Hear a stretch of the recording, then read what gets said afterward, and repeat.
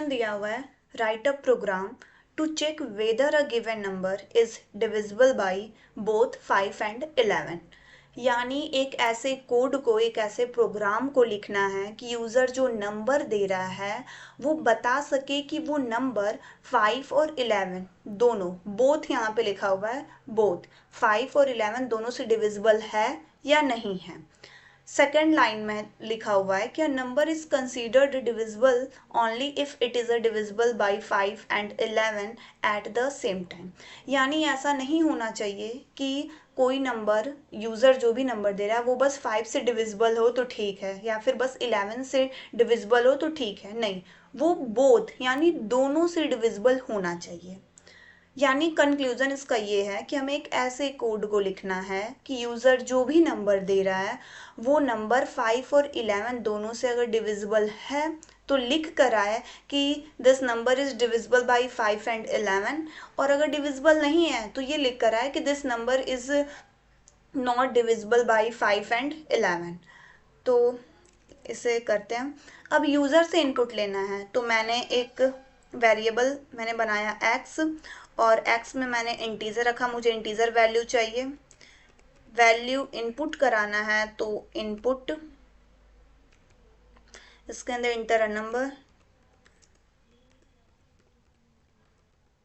Inter a number. अब statements लगाएंगे, if statement का हम यूज़ कर रहे हैं।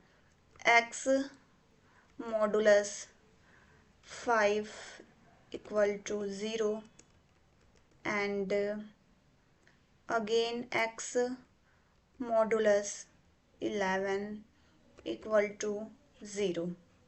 अब ये लाइन मैंने क्यों लिखा है, हम डिवाइड कर रहे हैं, तो जब भी डिवाइड का आता है, डिविजिबल की बात आती है जब भी तो हम मॉडुलस का यूज़ करते हैं। क्यों?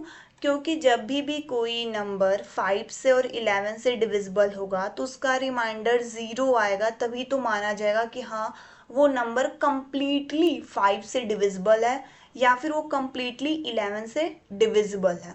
जैसे मैंने, सपोज आप ये करिए कि 15 मैंने लिया, उसे मैं डिवाइड कर रही हूँ 5 से, ओके, तो इसका होगा 3 एंड बोल सकते हैं कि रिमाइंडर 0 आएगा, सॉरी, रिमाइंडर 0 आएगा।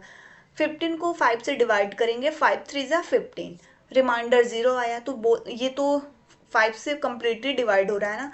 अगर हम यहीं पे 55 ले लेते हैं एंड इसे हम डिवाइड करते हैं 11 से, ओके, रिमाइंडर इसका भी 0 आएगा। क्यों? क्योंकि ये 11 से 5 टाइम्स चला जाएगा और इसके रिमाइंडर में 0 आएगा। तो हमें ऐसे ही नंबर को लेना भी है, इसीलिए हम यहाँ पे मॉडुलस का यूज़ कर रहे हैं कि रिमाइंडर 0 आएगा, तो ये क्लियर ही है कि ये 5 और 11 से डिविजिबल है। अब हम यहाँ लिखेंगे प्रिंट, क्योंकि हमें अपने आउटपुट स्क्रीन पे देखना भी है। This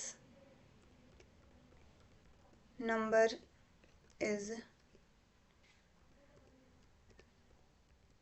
divisible by 5 and 11। Again हम इफ स्टेटमेंट लगा सकते हैं, या फिर इसे हम लूप से सॉल्व करते हैं, एल्स लगा लेते हैं। एल्स प्रिंट, एक सेकेंड इसे कॉपी कर लेते हैं।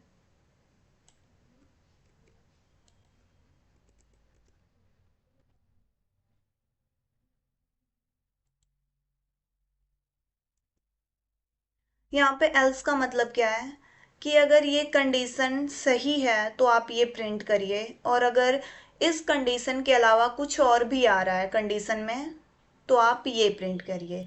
तो अगर 5 से और 11 से कोई नंबर डिविजिबल है तो this number is divisible bye 5 and 11, ये प्रिंट करिए। डिविजिबल नहीं है तो आप प्रिंट करिए कि this number is not divisible by 5 and 11। अब हम आउटपुट देखते हैं, जैसे कि नंबर यहाँ पे यूज़र से मांग रहा है, जैसे 55 मैंने दे दिया, तो this number is divisible bye 5 and 11। क्यों? क्योंकि 55 5 से भी जाए, मतलब डिवाइड हो जाएगा, और 11 से भी हो जाएगा। एक बार अगेन हम करते हैं, सपोज मैंने 15 दिया, this number is not divisible by 5 and 11। यानी क्योंकि ये 15 5 से तो डिविजिबल है बट 11 से नहीं है, इसलिए ये ऐसे दिखा रहा है।